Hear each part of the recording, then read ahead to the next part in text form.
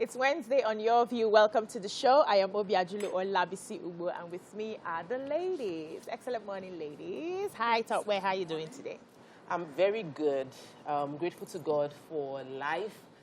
Yesterday, I had an amazing time in my LBS program, the Entrepreneurship Development Program, and I heard the story of a man called IG. He's the founder of Construction Kaiser, and he shared his integrity story. So all the past, like last week, this week, we've been talking about business ethics, and something struck me was we've gotten so used to the wrong things that we believe it is right.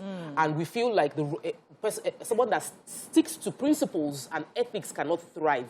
So hearing the founder of Construction Kaiser, IG, talk about how he created a policy in his company of no bribery, how they don't cut corners, how they paid over 100 million naira to tax officials, officially, even when there was an option of bribing the officials and for lesser amount of money, and how even despite what seemed like a tough journey of consistently choosing right, he has enjoyed progress. It was a very inspiring session. I felt very grateful to be a Nigerian. I felt like we should start redefining who a Nigerian is. A Nigerian is not a corrupt person. A Nigerian is not someone who cuts corners. Nigerians are honest. We are good people. We are hardworking.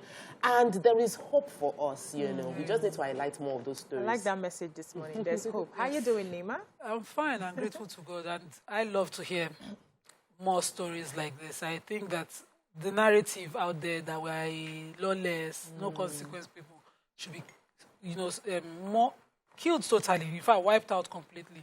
And we'll push out more stories. We had the estate valuer, I'm trying to remember his name because I had to read his book.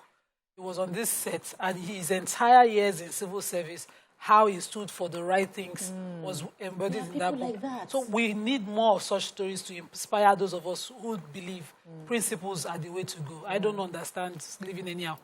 So because you're Nigerian. There's no living anyhow. And then when you try living honest, everybody will be looking at you like, you're normal.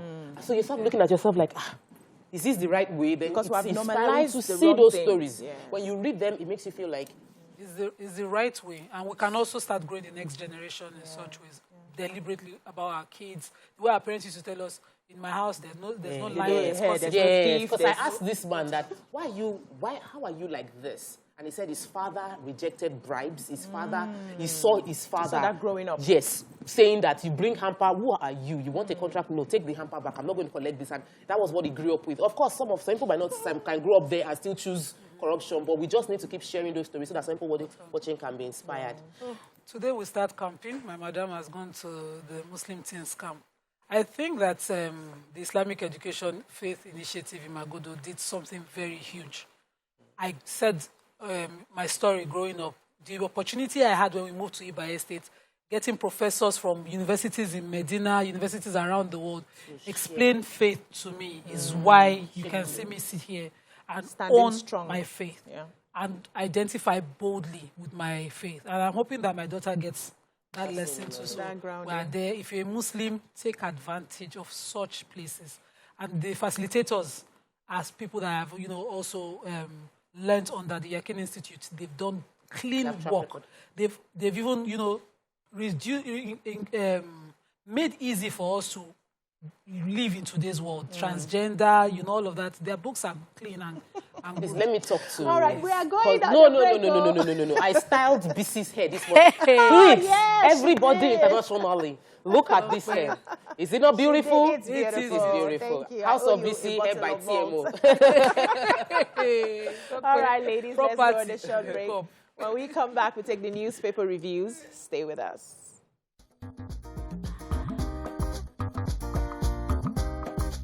Stay tuned. Your View will be right back. Thanks for staying with us. We're starting with the nation.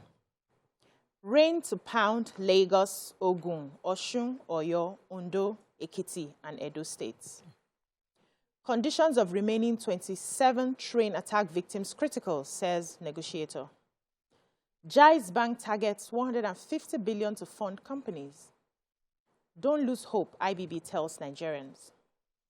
Insecurity. Terrorist bandits are threats to 2023 poll, says Dambazao. Federal government ASUU talks deadlocked.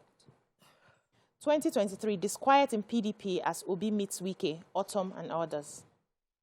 Osun police intercept 14 suspects, 12 motorcycles in truck. 4 teens drown in Lagos. What stories do we have in the nation? So I have the train attack story update. So a former negotiator with the abductors of the Kaduna Abuja train, Malam Tukur Mamu, has said that, the remaining 27 passengers in captivity are in critical conditions. He said he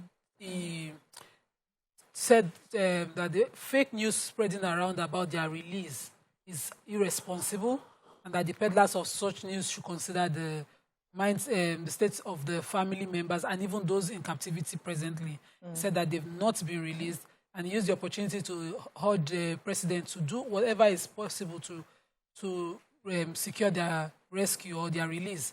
And is also re-emphasizing that that place is not a place to be. This is over 5 months of their abduction, and that we should do whatever is possible. It's a short story, really, just telling us that they're in a bad state, as we know already, but also by using that to ask that, the best is done to get their release. Nobody should stay in captivity. They keep saying that, but from his side of things, it seems like that's nothing not is exactly happening. Wow. So let me take that. The spokesperson for the police in Osun State, Yemisi Opalola, was giving reports concerning information they got. They got information about a truck, an unregistered truck, conveying motorcycles and people coming into Osun State.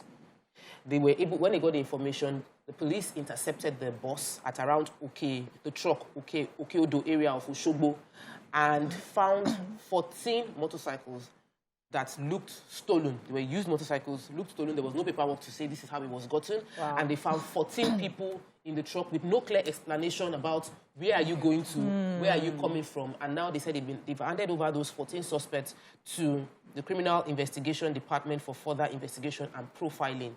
And I believe it is good to always do this investigation so that you don't just have hiding people coming into your state. But Nigeria is one. You are allowed to movement travel. is right. But whenever you are going to another state, you must know where you are going to and what you are going to do. What business you're going there to do. I'm going to my cousin in Underbridge somewhere for 2 weeks. But when people move like this without any clear idea what they want to do, they might, even with good intentions, they might fall into the wrong hands and become criminals as a means of livelihood. Yeah, so I applaud the police for what they are doing, and a lot more needs to be done to support them by giving them the information whenever you see something suspicious. Now, Motakon is doing a lot too in that regard, taking stories where they have to take them back and escort them home. So the Nigerian Meteorological Agency, NIMET, said yesterday that 6 states are at a high risk of flooding following the continuous rainfall. And they mentioned Central Borno, Northern Sokoto, Kebbi, Central Kaduna, Delta, and Bayelsa states. And they're saying they are likely to experience flooding for the next 3 months. So it's more like a warning that they are giving to. And they said they had to carry out a test. There's this soil moisture test that they carry out to determine either the dryness or the wetness of the land would tell how the rains are going to be. And this is, I was thinking they would give additional advice on what people need to do who are living in those areas. But it's more like listing the states that need to be very careful this period. A lot of other states were included. I think Sokoto, Zamfara, Katsina, Kano, Jigawa, Yobe, Borno, Bauchi, Kebbi. Almost all the states in the country just need to take precautions. Yes. Let's move on now to the Punch. ASUU, federal government meeting deadlocked, lecturers stage walkout. Bandits, IPOB members threat to 2023 elections, Dambazao. Why 7 million diasporans, other Nigerians unregistered, INEC. U.S. group opposes Benin Bronze's return to Nigeria. PDP crisis, Atiku, Wike's men hold peace talks on Friday. 30 children, 144 Libya returnees arrive Nigeria. 4 students celebrating WAEC at Lagos Beach drown. Murdered Mapoli Queen's corpse found on her birthday. Firo restores demoted officer's salary amidst fraud trial.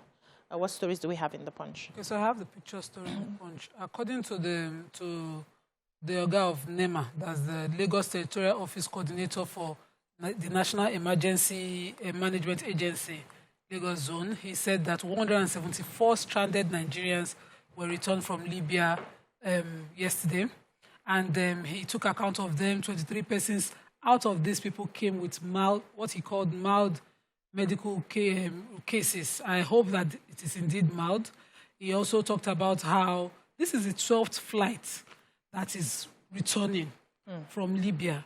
I don't know, I think a proper documentary, but I know the Nigerian Diaspora Commission continues to do an advocacy about this means of migration, that route of migration out of the country, that, talking about how dangerous it is. But I think we should have visuals, proper documentary that shows how tough and the level of slavery and, how dangerous that place is. So it will deter people from even buying into an idea of a better future through Africa or whatever, through the Sahel into Libya and into Europe. This is not a good way to migrate. Nobody says you must stay here since everybody wants to jackpot, but go the right way and go safe, please. Okay. So there's been crisis at the Federal Institute of Industrial Research, Oshodi, Lagos. And this crisis had been ongoing, a lot of drama. Investigation came out that the acting director of the institute actually didn't have a proper university degree. They said maybe he falsified his documents. Then the University de Abome Calvin from Benin Republic in 2001 was not a valid certificate, and he had used this certificate to get undeserved promotions and salaries. So the previous board, led by Alhaji Ibrahim Gwazo, found out about the academic fraud, made public the information, and told him he should repay 18 years of salaries that he got as a director without duly deserving it. This Igwe now went back to the same university in Benin Republic, got a PhD, awarded PhD given to him, and the board that found the academic challenges, academic discrepancies had been taken away. A new board constituted, and now it's been reinstated as a director. Yes. The newspaper started by saying there's no end in sight for the challenge in FIRO. Now, FIRO is Federal Institute of Industrial Research. This is an important institute. If this institute is working at full capacity, we would have major positive effects in our economy and our country at large. We cannot afford to be seen using kid gloves to deal with an issue like of discrepancy. Let everybody face the rule of law. If you are good, go through the justice system and be released. If you've done something wrong, then refund the monies and step down honorably. Well, let's take a short break. When we come back, we continue on the newspaper reviews. Stay with us.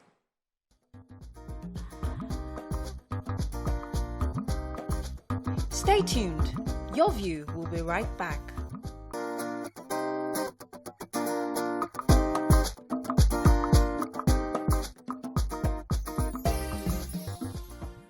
Welcome back. So we're still in the Punch. I have a human interest story here.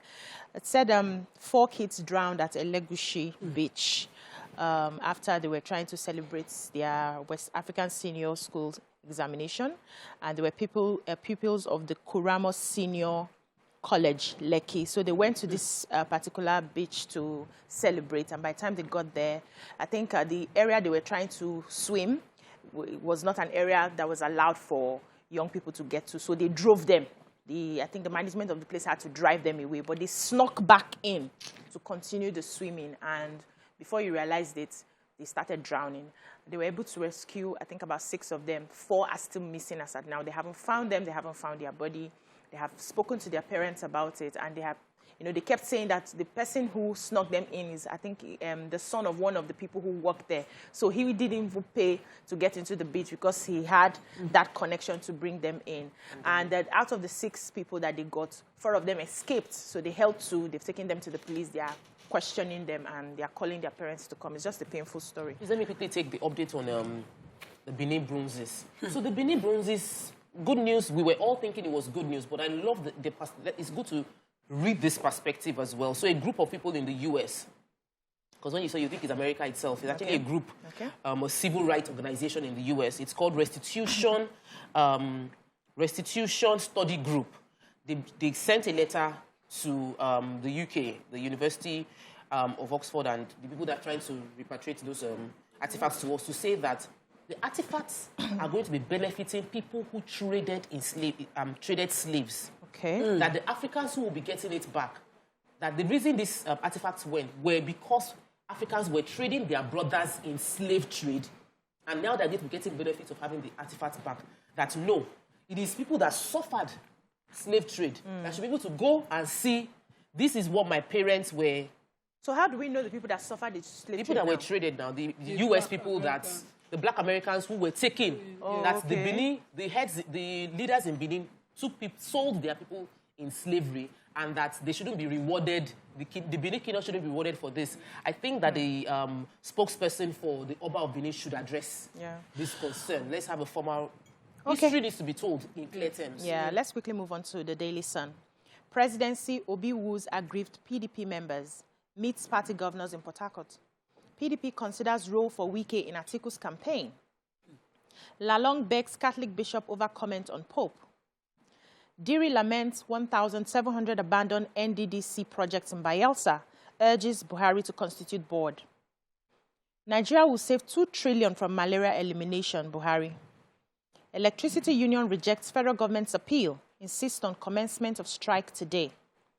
Enugu police raid ESN camp, kill 1, exhume corpse of missing police officer. Wow. COVID-19, Lagos leads as NCDC records 144 new cases. What stories do we have in the Sun? Okay, let me quickly take Governor Bayelsa. So Governor Diri is asking the president to immediately constitute, without any further delay, a substantive board for the NDDC Commission. He says that it is absurd to have 1,700 abandoned projects in Bayelsa alone, which is not the only state within the NDDC. He says the idea of an interim administrator on that board is strange to the act that created the NDDC or the ministry, and that a proper board should be in place to monitor projects and how they go. I believe that, NDDC continues to be a conduit pipe. Yeah. And that without proper regulation, without proper faces on that board, won't achieve what is meant. In fact, it's been a failure. The creation of the NDDC was to help fast-track development of infrastructure within the Niger Delta and oil-producing states, but that's not the story. What we see is that certain individual projects. So let me take the story of Enugu State. The police raided a community in Enugu State in accordance with their drive to reduce criminal, they said in a sustained onslaught on criminal elements. So they visited a place called, I'm sure I'm going to, this name, Agui Bridge in Enugu Ezike local community. Okay. In carrying out the attack on what they call is the suspected IPOB ESN camp, they found the dead body of a police officer who was serving in the local government, in the Igboeze North Police Division of the command. He went missing July 30th, and they had not found him since.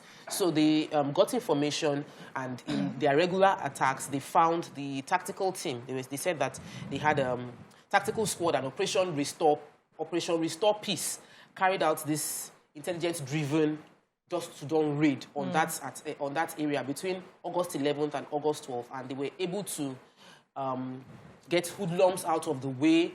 They ran out. There was an attack. One person was killed, but they recovered 12 firearms, including ARK-2 assault pump action guns, locally made Beret pistols, 97 live cartridges, 2 machetes, diggers, all sorts, Toyota Sienna, Honda Pilot, 1 IAS, all of this within here. 20 different brands of motorcycles with their plate numbers removed, 1 bulletproof vest, 1 pair of police camouflage uniform, 1 pair of military camouflage uniform with a cap and military singlets. A lot of things were found in this camp, and I must applaud the police for what they've done. Our heart goes out to the families of Opanachi Johnson, who lost his life in the line of duty. So painful. Let's move on now to the Vanguard.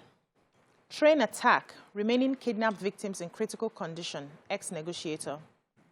Current challenges shall pass, IBB tells Nigerians. Zamfara governor bans motorcycles, others shoot on sight. Adamu says federal government can borrow till eternity to lead to disaster, NECA, Atiku, LP and others.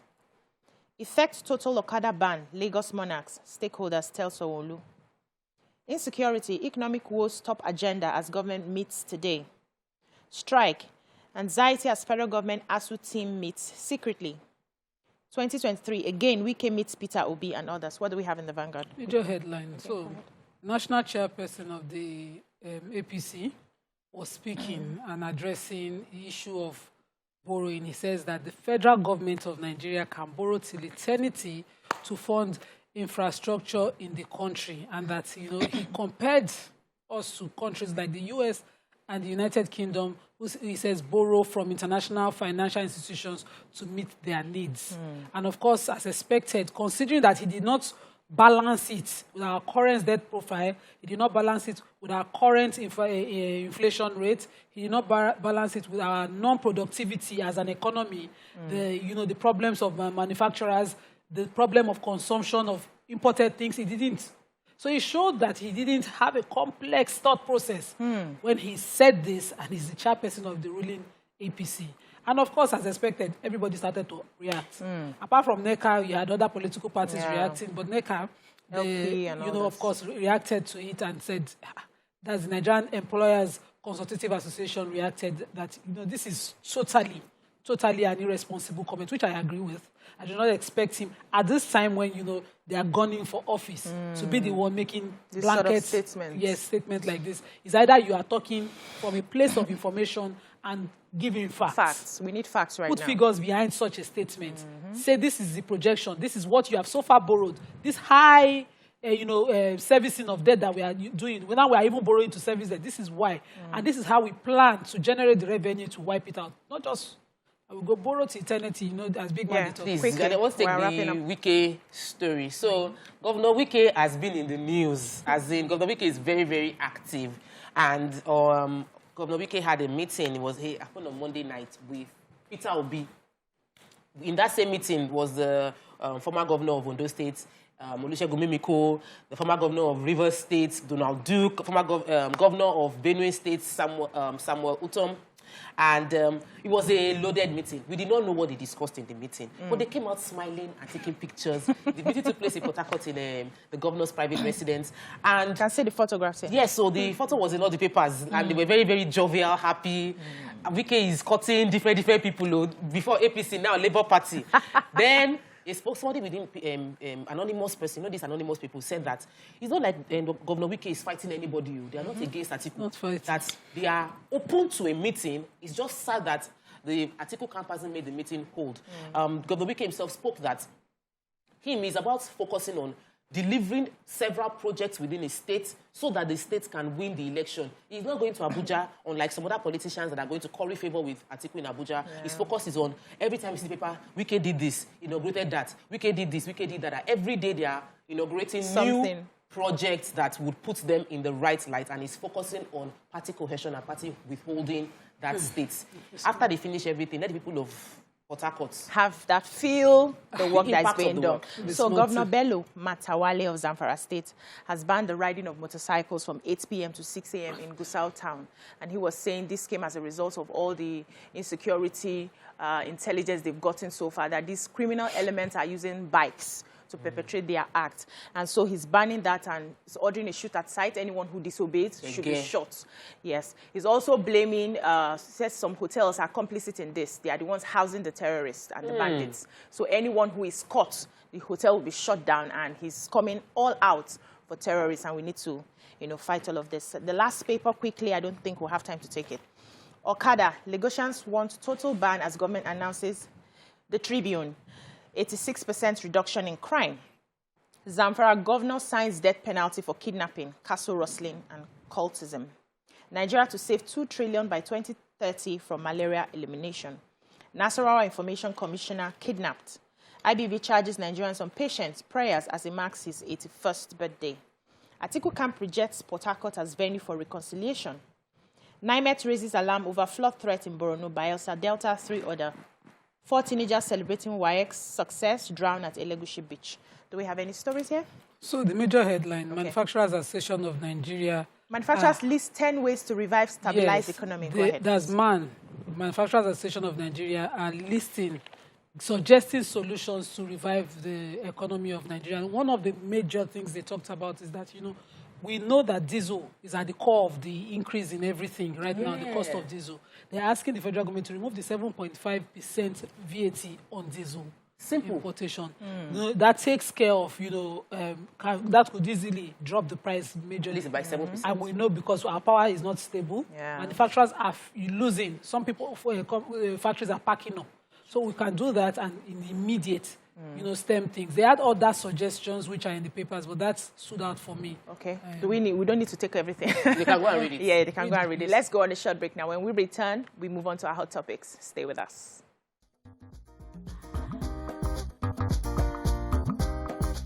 Stay tuned. Your View will be right back.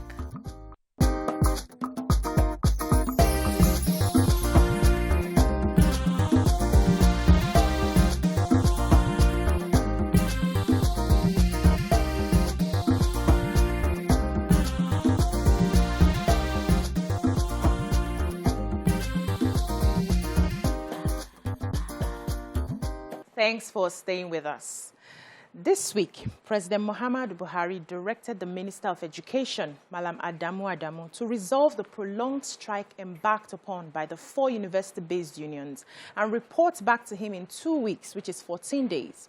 He gave the directive after he received briefings from the relevant government ministries, agencies, and departments involving in resolving the face-off with the university unions. 4 weeks, which is 29 days down the line, it appears there is no end in sight, as the latest round of negotiation between ASUU and the federal government ended in a deadlock at about 3 p.m. yesterday. Now, the question is, who will break the deadlock between the federal government and ASUU since the 14th of February? You can join the conversation and call us on 081-270-53687 or 091-390-76948 or tweet to us using the hashtag TVCConnect. This issue of ASUU since the 14th of February, we have been going back and forth. They've been having meetings upon meetings.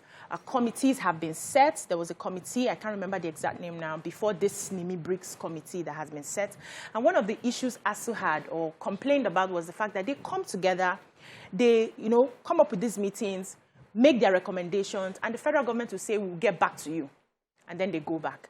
And the latest anger I was reading in the papers yesterday was the fact that the federal government was bringing it down to just their salaries. We pay you people, increase your salaries, and you can go back to the classroom. But as we're saying, this is beyond just salaries. We're fighting a fight that will benefit the country entirely. Please, what are your thoughts on this latest meeting, first of all, and the deadlock?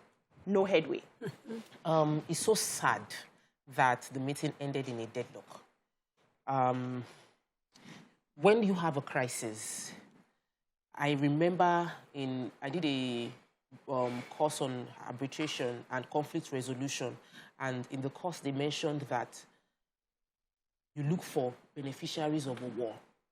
When you try ending a crisis and you cannot end the crisis, look at the beneficiaries. If you find who the beneficiaries are, they are the ones you talk to. They might not be directly involved in the war, but you talk to them. You are able to stop the benefits from flowing to them. We have beneficiaries in this crisis.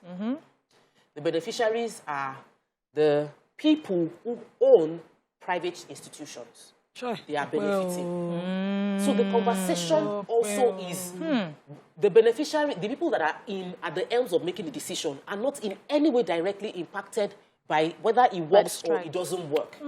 So this decision, we cannot talk to ASUU about it. ASUU has declared these are the challenges we are facing. Any palliative you give us will still continue to make it worse. It's like you have a wound. If we don't deal with it, it will be amputation. And you are saying, let me just bandage it for you. That's where I see the analogy I see from ASUU's side. We have been bandaging this thing. If we don't deal with this thing now, it's amputation. It will rot, yeah. And the amputation will not affect the leaders that are making the decision. So who are the people that are involved in this conflict?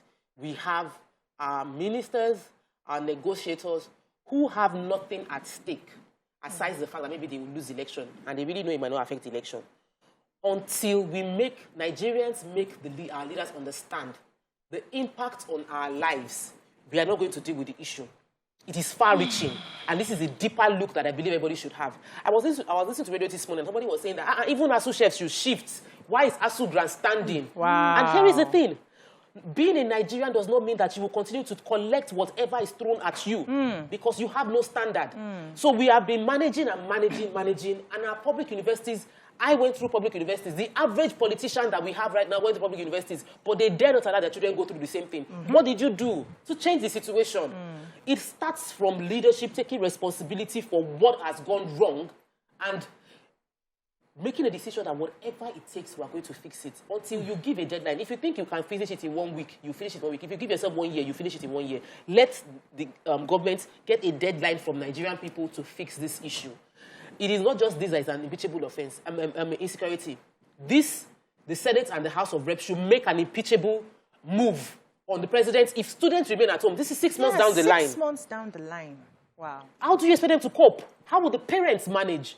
I have a student that is working in my organization because the school is on strike. I can imagine if she wasn't working with me, what would she have been doing? And there are several of them that are doing nothing. Yeah. They will go to crime. We will have more challenges to deal with. Just lazing around. There's nothing to There's do. no seriousness. I don't see seriousness on the part of our government. And I'm with ASUU on this one. Nima. I wanted to try to not be with ASUU, but it's almost impossible. I think they came to the meeting with a deadlock mindset as government, yes. So that's why the meeting, all the meetings end in deadlock. Because, government is the person who can change things. The person who we have voted to manage our common resources to change things. ASUU is an institution or a representative of, our educational sector asking government improve infrastructure. And every time you go to the meeting, there's a deadlock. They came to a meeting with a deadlock mindset. So that there will be no solution. ASUU is clear from 2009 till date, 2009 till date, about what they want. One key outstanding one before UTAS and IPPIS featured was improve our public institutions of learning. Grow our institutions. We are not up to date. Education is changing around the world. The same government will say unemployable youth.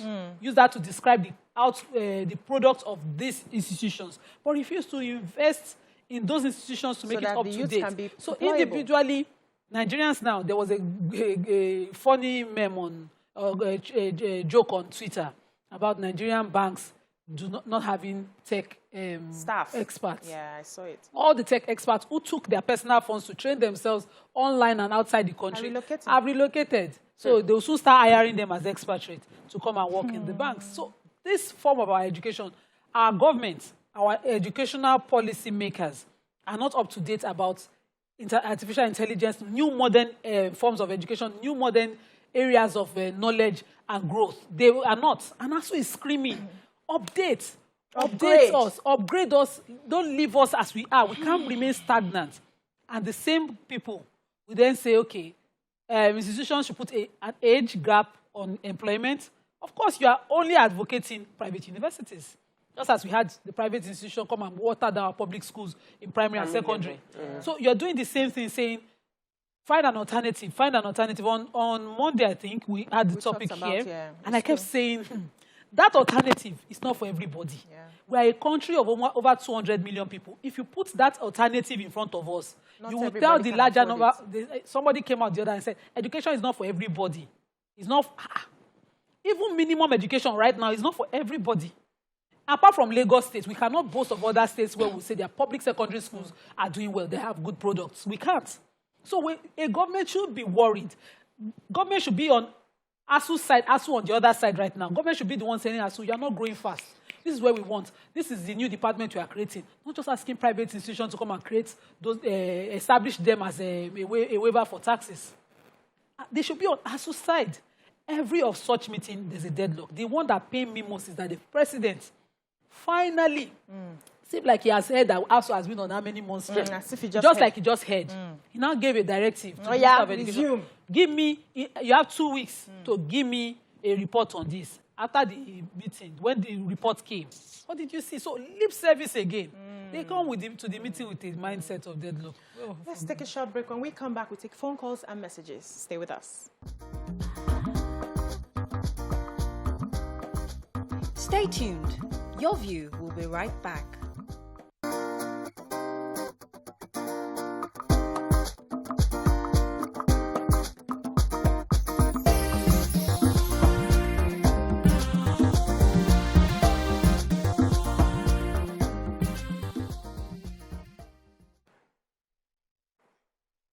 Thanks for staying with us. We're still on the ASUU issue. I've always suspected that it seems to me like the government is not really serious about our educational system because they are not directly involved in the ripple effects of having their children stay at home for a long time. And you cannot give what you don't have. You cannot give what you cannot understand. You're not able to empathize with someone when you have not felt what is happening to that person. Everything you say would be lip service. And all over the world, it seems to us that it's Nigeria that gives very little in budgets when it comes to education. And these people have been clamoring that we need to upgrade, like Nima said. We need to update ourselves, and nothing is happening.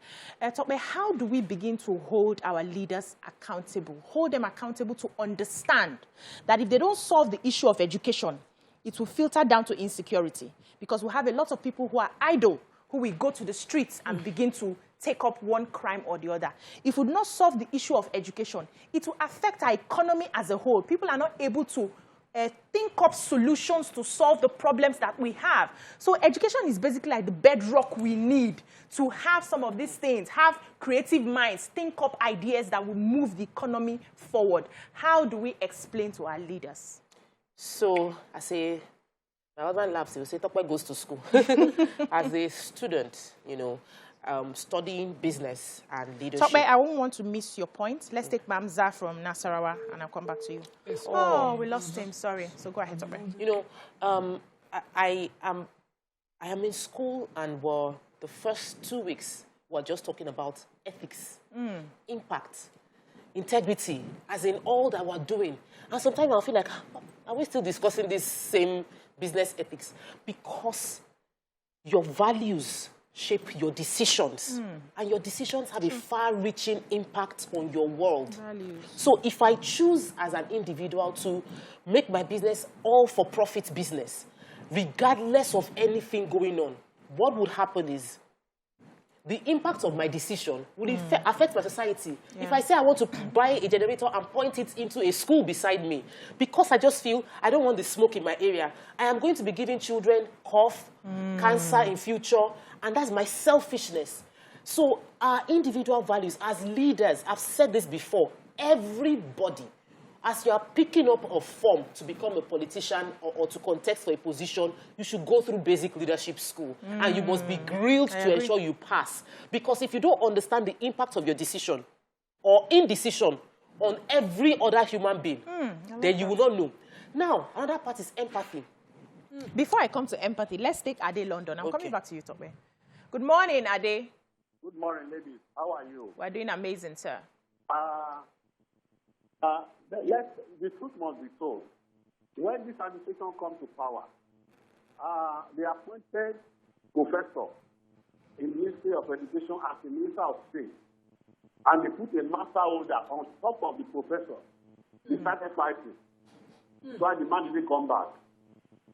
The man must be fighting for something better. Adamu has a different vision. That apart, my last born, which is my last daughter, attended the same university with our president's daughter in Southern University. And as the first time, when you come there, 8 of you, 8 rooms, 8 students per flat. Give a kitchen, fridge, freezer, everybody share it. Everything that is there. That is how university should be. In Nigeria, they will be looking for water. They'll be working for mild light water. They will be suffering. The hygiene is very poor. So how would they care? Their children are here. Yeah. How would Adamu care? This is the problem we're having in Nigeria. That is the truth. So they don't care about us. And this will affect FG-ASUU in the coming election. Bless Nigeria. Thank you, Ade. So, empathy. Until as a single girl, I had a few friends who's had children. I've heard about miscarriages. I've heard about people having stillbirths or all of that. Well, you didn't get it. I did not understand because it's never been my experience. And when I got pregnant and I had a miscarriage,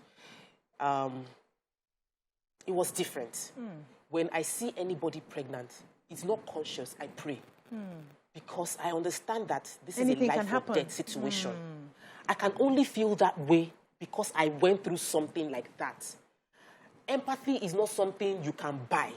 You must wear the shoes. Even if you are the kindest person in the world, your reaction will be different when you feel it. Yeah, true. I have friends that they do. Mariah never vomited when she was pregnant. If you see you vomiting, she'll say, hey, yeah. But when I see you vomiting, girl, I know what you're going through. I know it is not by your fault. I know that it's not what you feel like.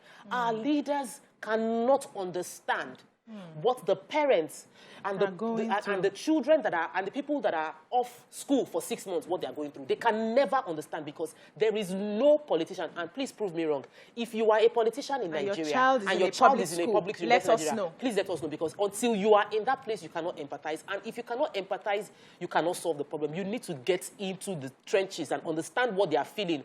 And then you will understand that I don't care. Whatever it is, get these people back in school. Get these people back in school. What do you want us to give them? Where will we get the money from? Let us find the money anyhow and give these people. So that's how you solve a problem, because you understand the impact of what you're doing. Let's take this call. Muhammad from Zaria. Good morning, Muhammad.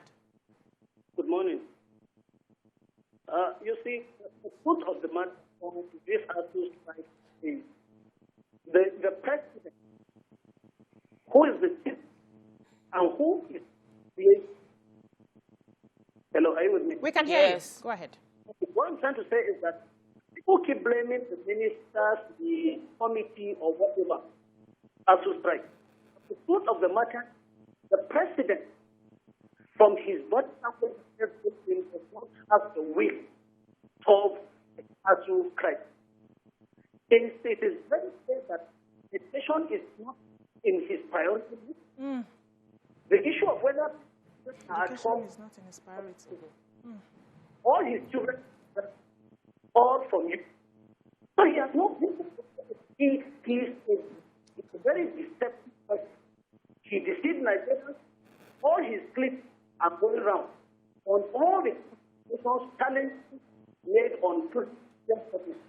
What commitment is shown to the line is muffled. The line is I can't really get him. The line. I just heard that maybe it's not the priority of education is not the priority of the president. Obviously, Nima. from action you can tell a person's intention. If it was priority, it won't be here. So, adding to Tokwe's points of empathy and the previous one on ethical leadership, I wanted to add the love, sincerely. Nigeria has been bedeviled with leaders who do not love their people and the land they are from. The UK deliberately, I'm not even going to go America and all of that, deliberately created what they call educational tourism, marketed it. I hated, while in public universities and at the law school, how British universities will come, private British universities, not even their public ones, and come and market it. One person in white suit will come and tell us how it is the best place to have a master's, and how they are highly priced in the Nigerian employment market.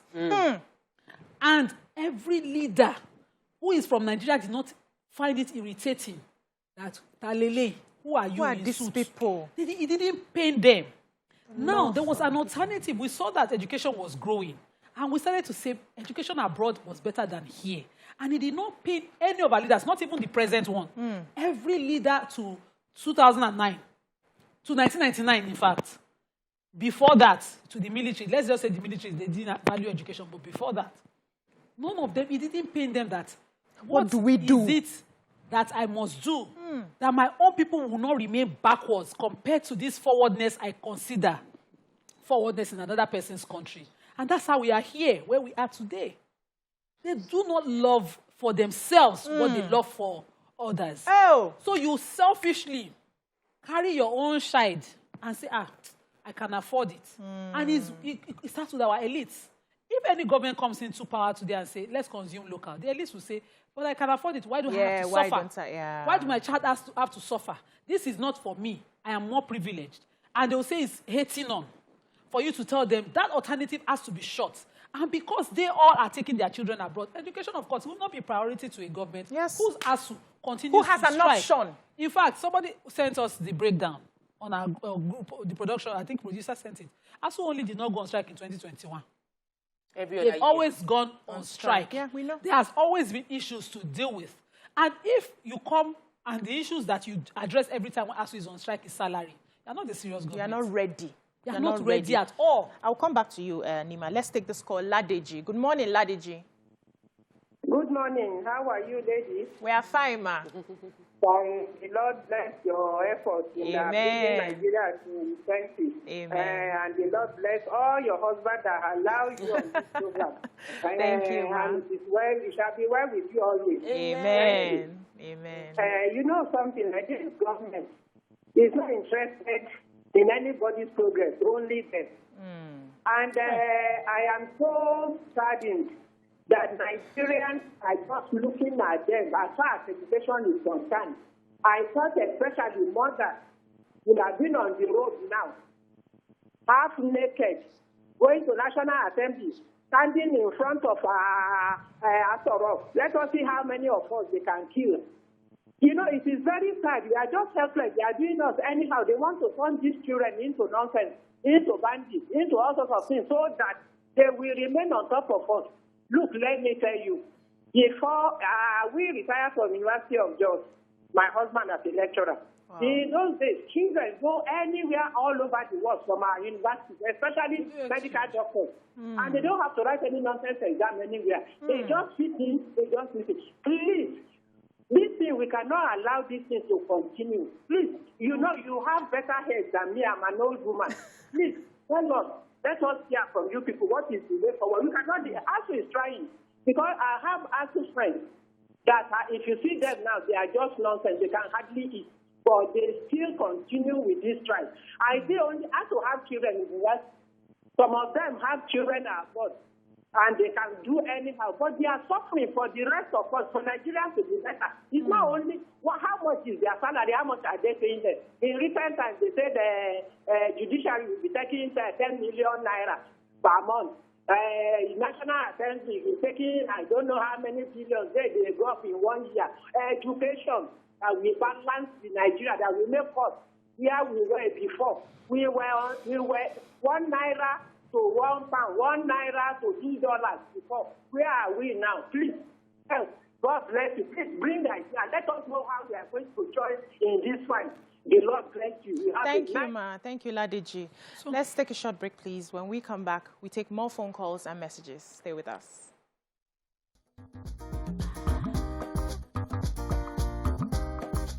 Stay tuned. Your View will be right back.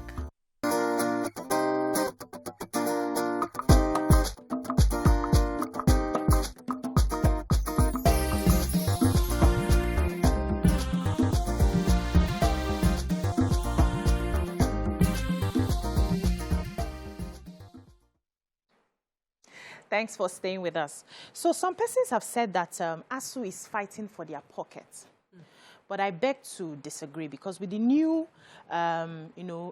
discussion on the table, which is we'll pay you, we'll increase your salary so that you can go back to school. They are saying this is not about, in fact, it's insulting that you reduce it to just the salary. We are fighting for revitalization of the universities. We are fighting for autonomy according to best practices. We are fighting for a new payment platform, because the one that you have given to us has a lot of loopholes and is not along with international best standard for universities. So how do we still keep saying that ASUU is fighting for their pocket at this point? So for those who are, those who are advocating that there should be a premium paid on education, that this continuous free education, almost free education in universities is not sustainable, those people would say, but you see, ASUU is even more of a patriotic platform, group of people than the government. They said, allow the universities design the solutions. IPPIS was designed with a foreign, and it's not even from a foreign platform, and it's not even a perfect platform. Use UTAS. We created UTAS. let it even fail first. They are more patriotic. And that's, patriotism is what we are asking government to be. Patriotism would help us see things more clearly. If it is not for us, created by us, for our own people, we will leave it until we have better ways to do it. And only when we need to improve, let our people go and learn the skills and come back and empower our own. We've lost it. We are not getting where we want to get. Ojuti, you go na no get shame. That's what they say.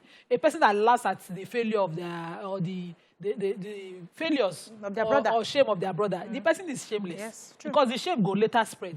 Look at where we are today. Who values in Nigerian universities? Any Nigerian universities anywhere. And even these private so-called ones that it's just a guarantee that you graduate in 4 years that is valued. It's not that you get the best of education, that you meet the best. It's not for standard. Yeah. And because of that shamelessness of our government, thinking it has to have a British name, it just came back from. That's why we're here. Where we are. And we are shameless. It should be paining every leader who has passed that Nigerian universities are now looked. People who went to the UI of the UI then, people who called it cannot go there. Those people should be paid that glory is now in stories, as opposed to being the state and the present name of those schools. Please let me take this call, Dr. Makinde. Good morning, Dr. Makinde.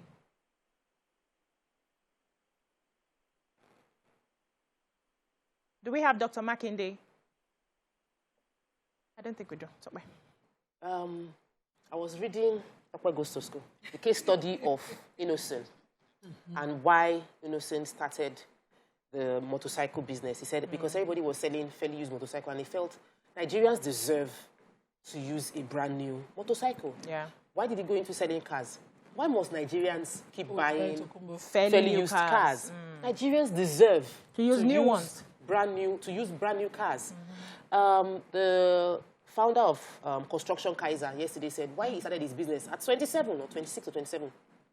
He said, as a young engineer, he went to site and he saw a white man. He mentioned the person's and he was just smoking and was insulting educated Nigerians, engineers. More than what and he was insulting them. They were not even just employed them as laborers and so they were engineers, graduate engineers, and insulted them. And he said, in my country. He said, in my country, I will show you how to treat Nigerian staff. And he set up his company simply because he was vexed that this is not the way to treat a Nigerian.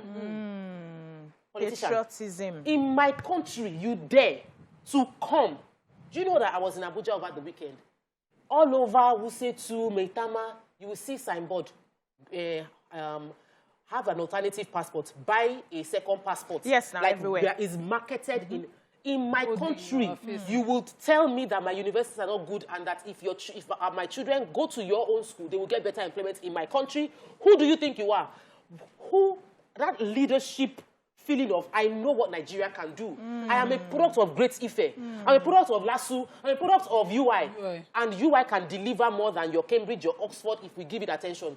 Let's go back to this school and make it work. That is leadership, I beg you. But Tokwe, you cannot do that when you don't have a physical, there's no stake. You don't have a stake. Feeling. There's no connect.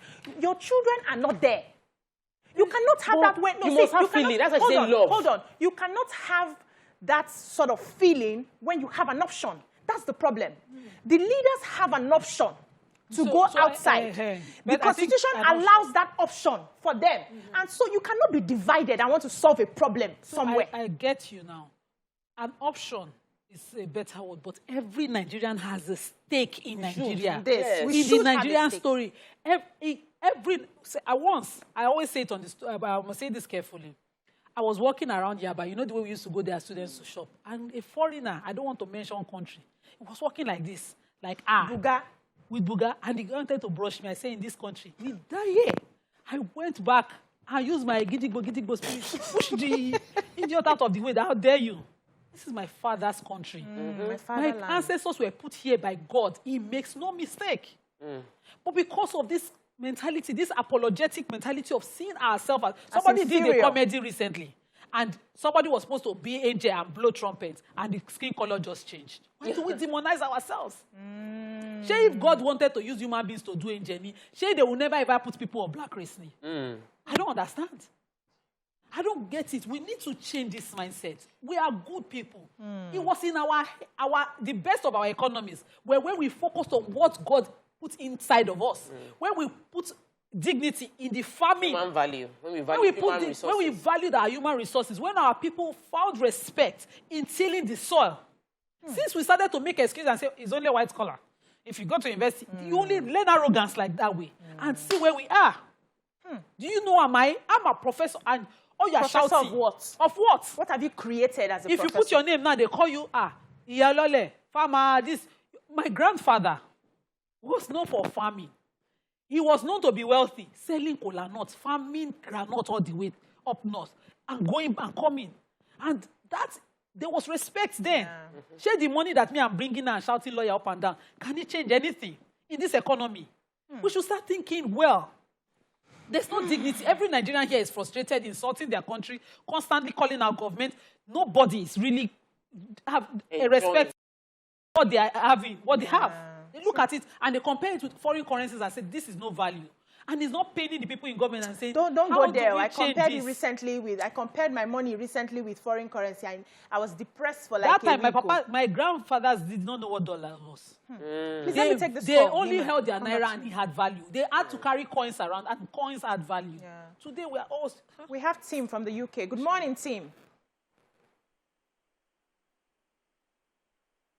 Good morning, Tim.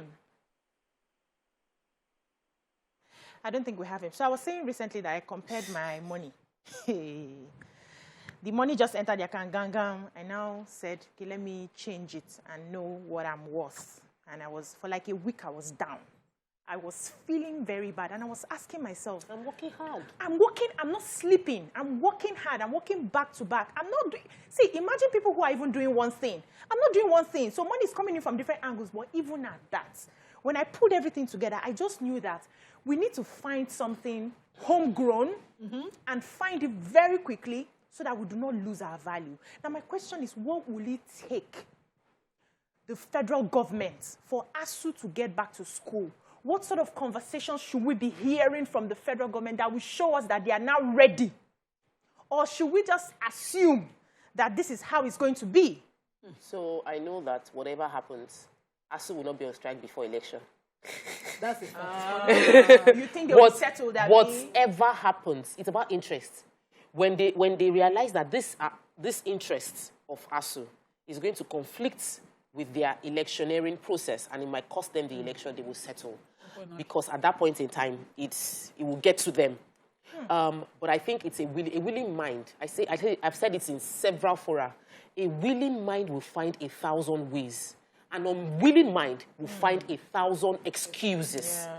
So when you are willing, when you are ready, you will find a solution.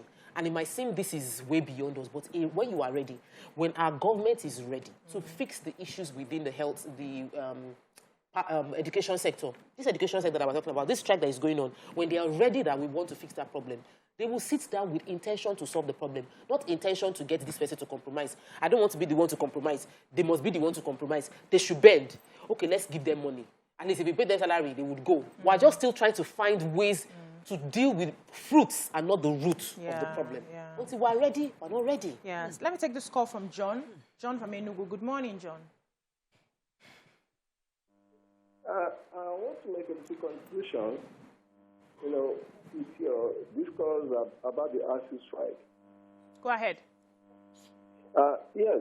I think our leaders, they have failed us in this issue because they don't care of what the students and the parents are going through because they are not affected. Let's take, for example, about last month or last 2 months when we have, the aviation fuel crisis or something like that. In less than a day or 2 days, they have really done themselves, solved the problem because they know if they stop flying up and they go by the road, they might involve themselves in one kidnapping issue or something like that. Yeah. Yes. Because they are not concerned about the students and the parents, that is why they don't show any seriousness to make sure our students get back to school. It is just a shameful thing in this country. For the whole university to go out of school for 6 months now. All. Yes. So I think the students and the ASUU, it is better for them to stand on the ground. Let them solve this problem once and for all. Yes. Thank you. My own view, Thank you so much for that. You said something now that elections are around the corner, so likely there will be a resolution. But how does ASUU stand their ground in getting this resolution? That's how we will know if they are really serious about fighting for the universities. What are some of the things they should present? Are they going to now make a compromise because probably money will not flow in just before elections? Or they will still insist on everything that is needed to be done for them to get everything that they're asking for? So a strike that has, this is not the longest. We've seen the longest. We've seen a whole year of strike, I think, in Jonathan's time. And it was surprising how ASUU compromised and how we are now back where we are. So when Tokwe raised this issue, my head just did gagam. I imagine before elections that UTAS will be approved. Aside doing the calculations, they won't build the infrastructure, they won't invest the major amount. They'll do an MOU or another MOU and paperwork and say, okay, this is how we'll do it. And do just a fraction of that. And then ASUU goes back. And then we're back again saying we've not fully implemented the resolution. So I am scared that ASUU might. But what is most important is that if you want to fight. It's just that the Nigerian parents now, NAPTAN, the students, NANS, all of them, everybody is already tired. Yeah. We should collectively fight this fight. Our universities have to be on the path to recovering their glory before we say this strike is over. A government who cannot see what ASUU is saying and saying, you are not even saying it better. Let's improve on what you're saying. This is the goal. It's a problem. This is not the government we should be negotiating anything with. On this one, even if we go into elections on a strike, ASUU should remain where they are until there's a concession and a proper plan so that Nigerian students don't come out of a strike and then go back after again. A few months. I agree with you. Let's take this call quickly. Tim from the UK. Good morning, Tim. Yeah, good morning, ladies. Good morning, sir. Yeah, first-time caller. I've been trying to... Welcome to the show. Welcome to the show. Yeah. To be frank, regarding your discussion, good morning. Oh, you're listening to yourself. Yeah, it's nice. In fact, I really appreciate your work. And in fact, this is my first time calling. I've been calling, but not been able to get through, You're listening to your TV, sir. Listen to us directly. Yeah. Okay, you see, regarding this issue, in fact, Nima really actually nailed it, the deal. Because our leaders, as long their children are not schooling in public schools, nothing is going to work. It's the same thing with the health system. And in fact, the sort of leaders we have in that country. It's like they don't care about people at all. They just care about themselves. And it's very disappointing that so we have leaders and the situation like this has been going on and nothing is being done. In fact, my heart beats when I listen to your program and what is going on with this ASUU strike. It's like how people have been discussing. They don't really care at all, and in fact, it's a disappointment. Right from the top of the leaders to the lowest. If their children are schooling in public school, all this mess will not be going on. But because they don't care, and unless the youth really look into it, like the coming election, let them just put all these leaders out, and then let's go back a fresh leader. Thank you. Thank you so much, Tim. I was wondering, because I just remembered the 17 Sustainable Development Goals, where we're supposed to be working towards quality education, which is number 4. And I'm asking myself, do our leaders really have a clear understanding of what quality education means for a country as a whole? Do we have the people who are at the helm of affairs when it comes to the educational sector, do they understand the meaning of what is going on? And is it also wrong for ASUU to fight for autonomy? All over the world, universities have a form of autonomy where they are able to control, you know, what comes in. And that's how they are also able to find other avenues to get funds to fund the universities. So for me, I'm just hearing government saying, like, I can't take care of my, because this is government. The school is within the care of the government. It's a government school, government universities. So you are saying that I don't have money to take care of my own people. I don't understand. So the question is, do you think ASUU has a right to fight for the autonomy? Fighting for autonomy for ASUU would be, we need to shred the entire fabric of the university structure in Nigeria. They will need to go deep. They will need to change the laws. They will need to revisit how they earn, how the money flows in, create an entire structure. I think that's a long-term project. Okay. I think in the short term is to create a system where it's basic. When you go to school, you should be able to know that you're getting the quality education. The lecturers have said, for us to deliver this, give us better facilities. Yeah. And they've quantified how that would be. There was a conversation around TED Fund, and we know the way things are. And the NDDC is an example. You create an agency to solve, as an intervention to solve a problem. Then the agency will now have directors, board of directors, plenty staff, committee members, and then you will now have, like, when you check the revenue that comes into the agency, about 40% is going to cover running costs, and only 60% is going into infrastructure, the actual development. Yeah. And even that 60%, a lot of bribes will take place within. So what gets to work is very small. That's the story of TED Fund. A few projects that you are seeing was a result of the TED Fund. We saw that, okay, these things can actually work if all the money that goes in. So there must be a willingness in the government that every money that goes to the educational sector as an intervention on this thing, only 10% should go to running costs. Anyhow you want to be, make sure that you reduce your operations to the barest minimum and focus the money you're getting on impact-driven projects on ground. And release the funds. It is. I know that. I studied the numbers. I'm not an ignorant Nigerian talking. Yes, I understand that we don't have money in the economy, but I know for a fact that the elections going on in the next 1 year, money will billions flow. of naira will go to the election. Pause you there. So let's take priority on what Sharon. is most important to us. Let's take Sharon from Lekki. I'll come back to you. Good morning, Sharon. Hi. Good morning, ladies. Good morning. Thanks for having this very insightful conversation this morning. I'm calling to ask 3 questions. First of all the money they've been recovering from looters, what are they doing with it? One. And second, all the money they've been recovering recently from EFCC, from this person, billions of naira, all the donations they've been giving to other nations. What is federal government doing with it?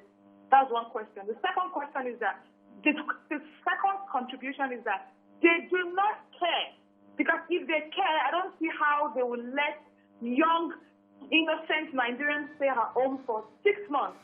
It's not even, I cannot even think about it because nothing works. Nothing works at all in this country. Nothing works.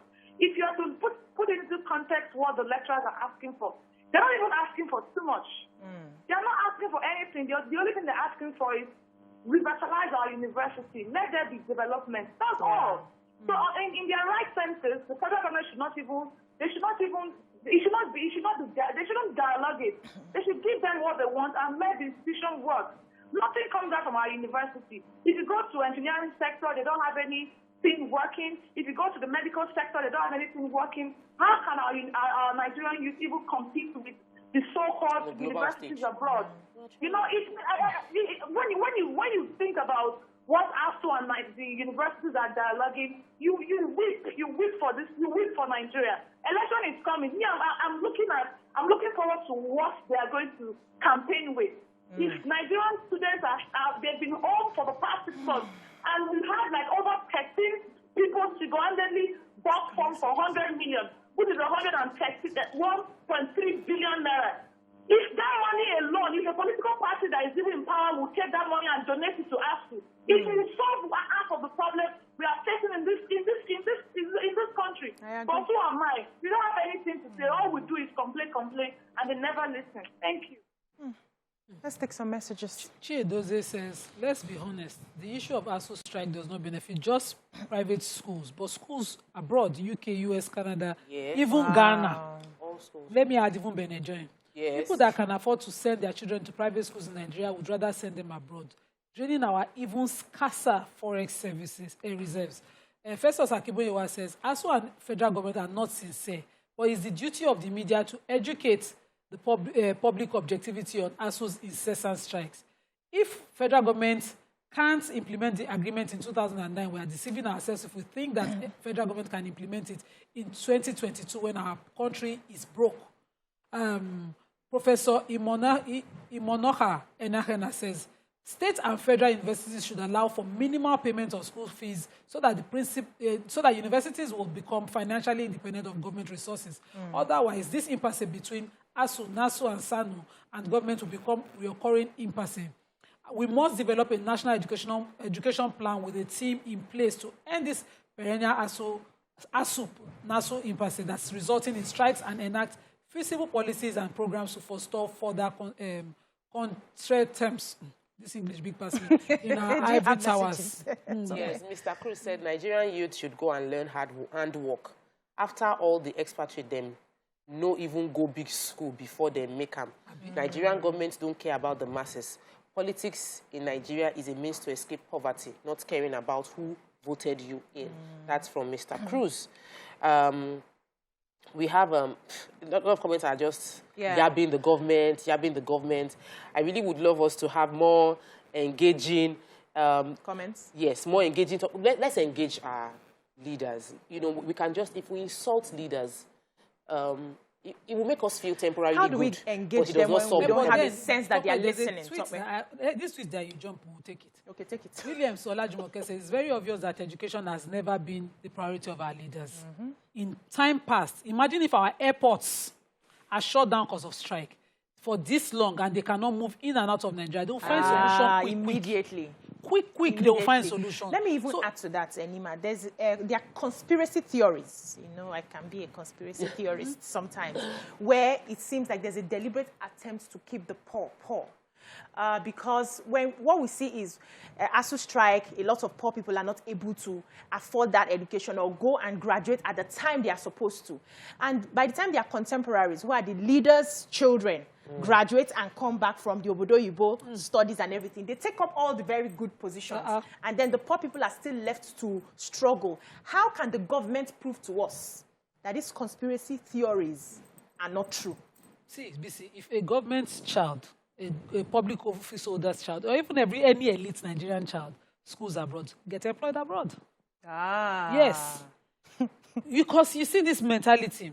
Nigerians used to think that, you know, going abroad was a thing. In the civil service then, when they had a lacuna in one department, they would send a Nigerian to go abroad. When he comes back with a wide foreign taste. And then he starts to see Nigeria as hard, as not up to his standard, and people started to carry the education that they use government resources to give them and move abroad. That's how this abroad thing started. Once you go abroad, your taste and lifestyle you start to say, no, this thing is not posh. The same shalanga you use when you were growing up becomes distasteful. Everything, even the place you used to eat, everything becomes distasteful. So Kuku remained here. We call it progress and modernity to hate the black pot your mother used to make you a call. And rather than create pots and create cooking utensils that, you know, or things that will improve and leave it here, improve you move. You move your children and say, that's suffer life. It's not for I suffered a lot. It's not for me. And you continue to leave your people backwards while you think you move one of yourself forward. And the same people sit abroad and be tweeting, Nigeria is a backward nation. God will catch all of them. And judge them. All of them. So I hear you, Nima, and I think that it seems like we're repeating the same thing, or like we've been saying this thing so many times. It's been 6 months that we've been on the matter discussing ASUU. I can, you know, if you had told me like 3 months ago that we'll still be on this discussion, like we'll still be arguing, what should you give? Who should negotiate? I will say, no, I was there. They will resolve the issue. No, we are still on the matter till now. And it's just so saddening. When I was employing Rachel, who's a mass communication student of Unilag into Rep 360, I thought, your school is on strike, Abi. Just come. At least in the next few months, you'll be doing something in the office for me.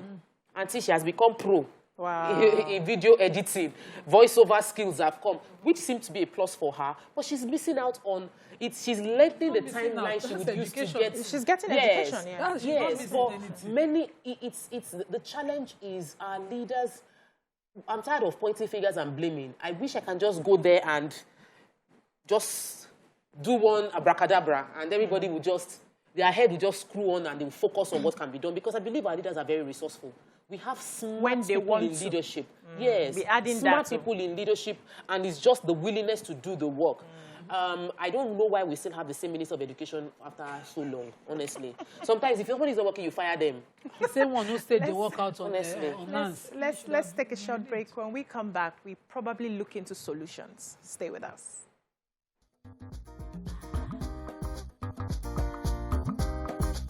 Stay tuned. Your View will be right back.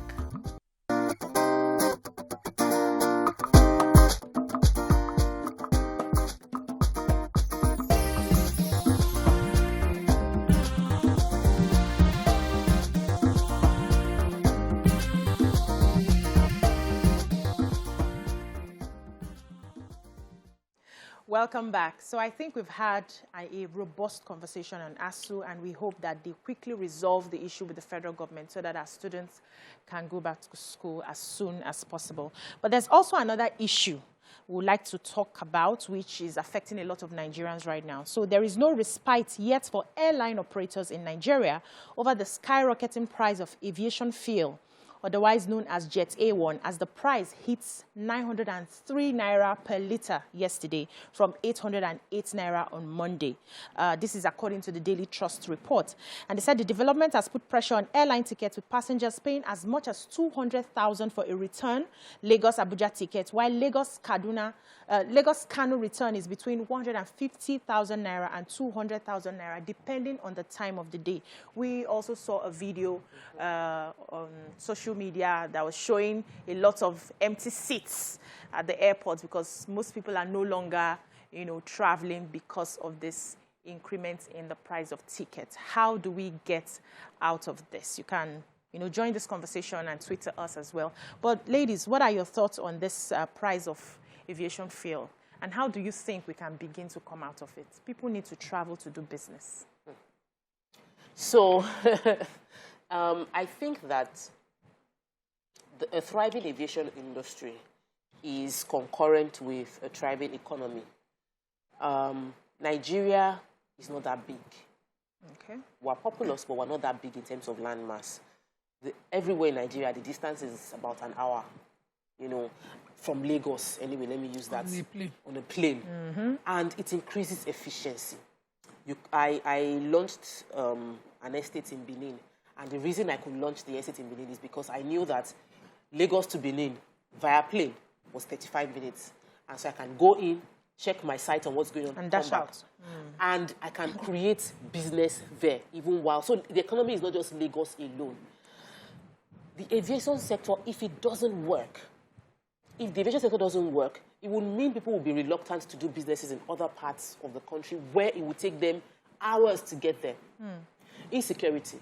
When we have challenges with, I'm driving on the road, we are entering some funny corners, you don't know who will lay you on the road. People prefer, let's fly to the place as a shorter way to do business. Yes. Everybody is not going to fly, but the quality of business that will take place will be more when flights can take you from one point to the other. When I'm in America and I see local flights, you see thousands of flights every day in America. Local flights, just within People the country. Are just moving. It shows trade. Now, 2 airlines are folded up in this year because of inability to sustain funding. I believe strongly that the government is not, this is not a conversation just around let's help the sector, because the issues facing the sector is the same issue facing manufacturing. Diesel price has gone up. Aviation fuel is now 900. Like this is just like 200 and something. Wow. It is too far apart. What can be done when challenging situation comes up? There is need for innovative strategic thinking. You cannot do the same thing you were doing before. There must be collaboration. You cannot have which is why they are delayed flights. And I think don't delay the flights. Just book have 2 flights in a day and let it be full. If your airline is not full, collaborate with another person so that if you are all going to Abuja, why should you delay my flight for 3 hours to go to Abuja so that you are now merging 2 trips into one, which is what they now do. So the planes get to be full, and all of us are forced to stay within that line. Let's start thinking of other ways to make this thing work. We no longer get water. They barely give us water. I think one airline still gives that their pack, but many airlines now, they don't just enter the land where you are going to 30 minutes flights. What are we doing? Propeller planes, people are not using the small planes that are small. Going to Benin, you be go. I'm like, what's going on? Are we blending machine?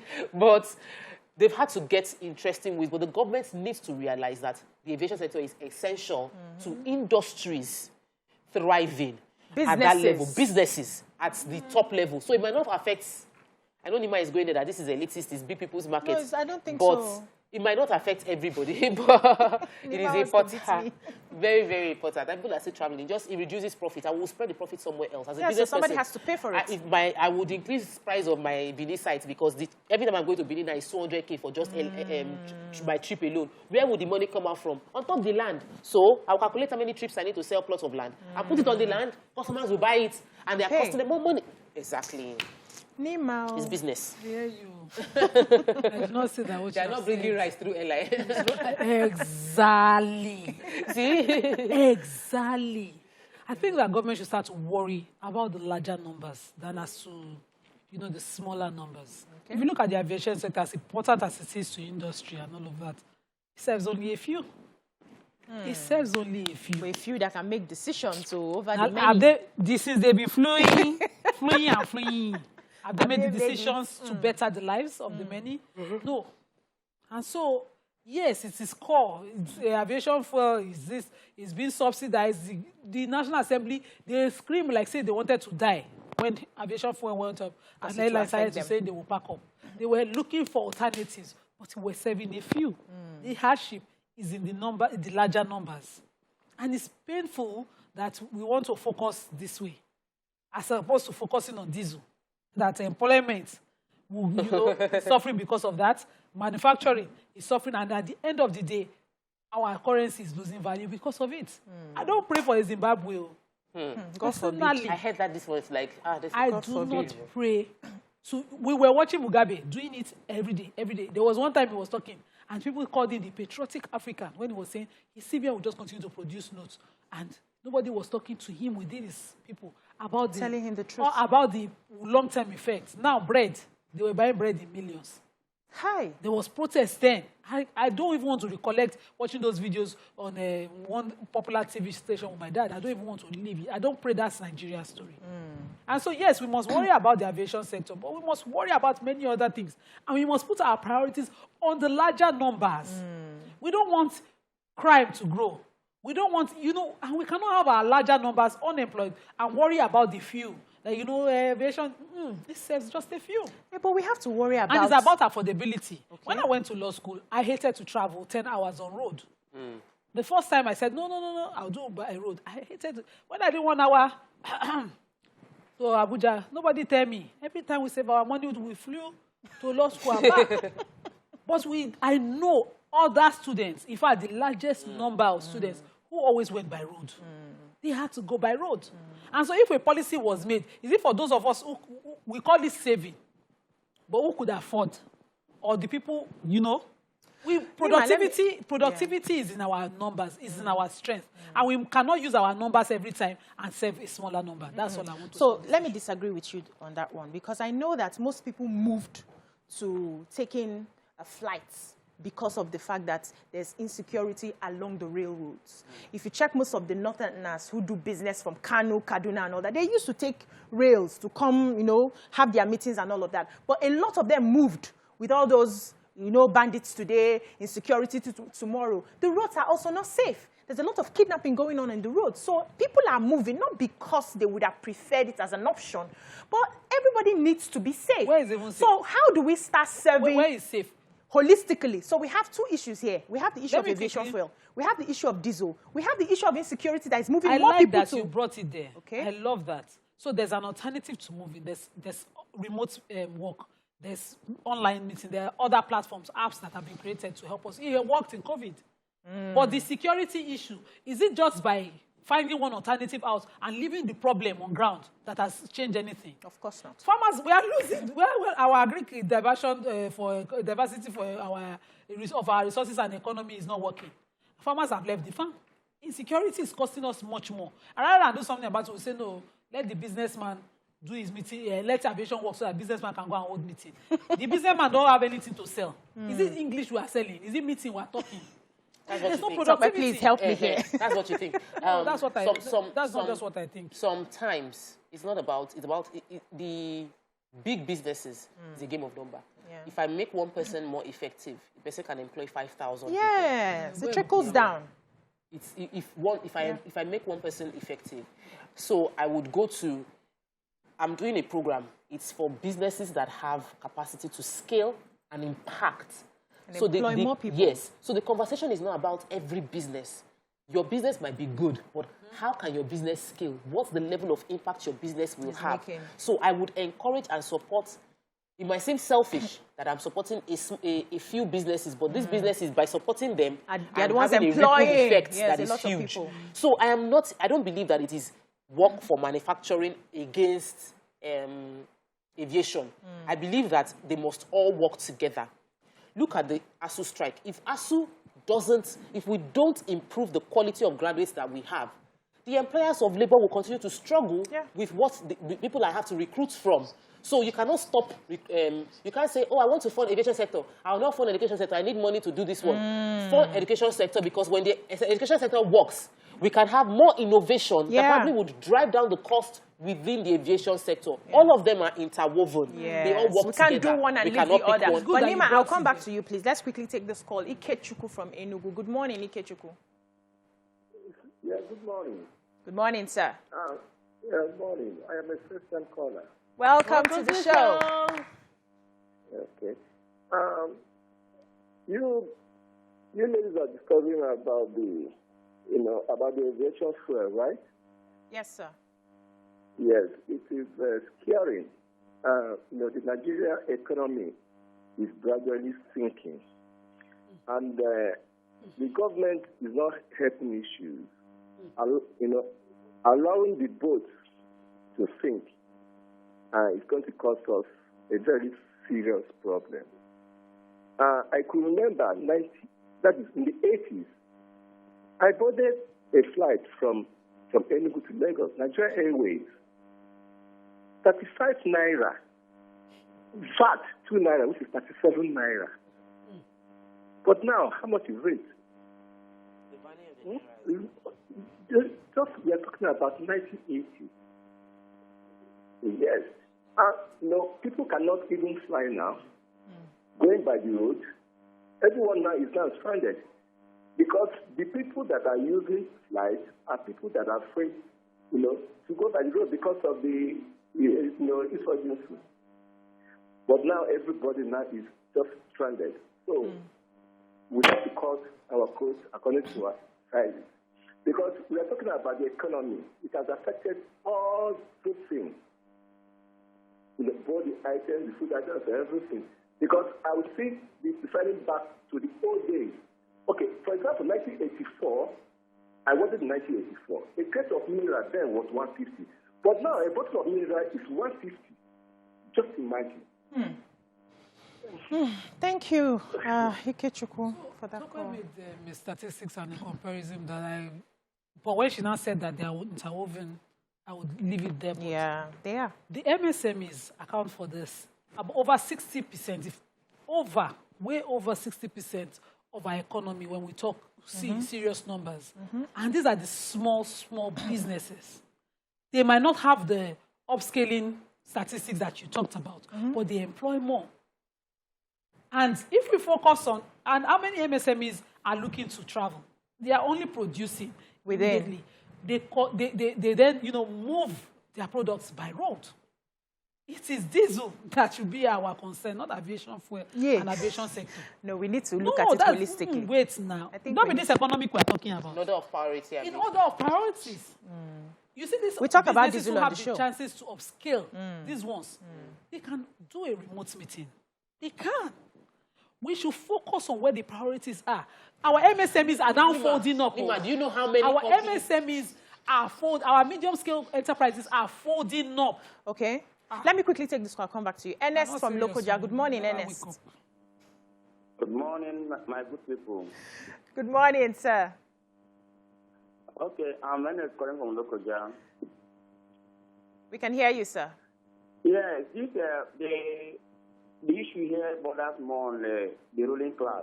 I think I call it a conspiracy because the precursor of this problem lies in the negligence from the ruling class. They did not take our education sector so serious, and that's why everything is going down. So nobody talks about education because of they don't care. All we hear now is the flights, how they can fly in and fly. If there's a law that says that the government of the day, nobody should be allowed to take a flight if our road is bad, then there will be a kind of reaction from the ruling class. Because nobody cares. The road is bad and they don't want money to take the flight. And that's why they're all, fighting to put the plane. So I think the issue here is just that we are not ready to make this country work. The ruling class are the one who cares about how they survive. So I think the problem has to go back to them, and they know how to feed the economy. Thank you. Thank you. Thank you so much. We know that if this, the macroeconomy affects the micro, everything trickles down. And I believe that we must handle all the issues holistically. If these people are not able to make profit, they will start laying off people. A lot of people will lose jobs. The two that have shut down, what will happen to all the staff? The staff is not just direct, air hostesses. Everybody involved in the business, direct contractors, indirect contractors are all involved. The impact is going to be present already. Yeah, it is. Omology Production says the solution is let government provide security so that people can travel by road very well. Yeah. Imagine Lagos to Abuja being 150 to 200, but by road, the risk is 30 million to 100 million depending on the kidnappers. I'm telling you. He also said, my question is, where is the government seeing those money that they are using to support other countries? Where are the money retrieved from looters? Those that were able to get 100 million naira presidential tickets, can they assist the government? Then on the previous topic, he said the current Minister of Education is. And if the employer of this cannot see the disaster the man is doing, then it is time for us to ask why we are where we are. It's really painful, but I think... I did not say it. I want to take this with you. Okay, take it. Let's go. This one is funny. Okay. So with Nigerian innovation, does the airline Airbus conductors calling those who want to fly Bini straight? That means they have to wait till conductors feel... I'm waiting till... Airbus has to wait till conductor fills up the plane just to relax us. You know? We don't have time. Okay. Just your final words. Let's go. God Almighty will help us develop this country. But we need to begin to love this country and love for our neighbors what we love for ourselves. Yeah. If my child deserves a good education, and every other child out there, let every other child to get that access to education. So I think we can wrap up on that. Thank you so much, ladies, for this robust conversation today. And we hope that ASUU and the federal government can do something quickly so that our students will go back to school. On the matter of aviation fuel, I don't know how we can give solution to that. We're just hoping that everything will work out well for our country, Nigeria. And that's all we can take on the show for today. Join us again tomorrow and have a lovely day.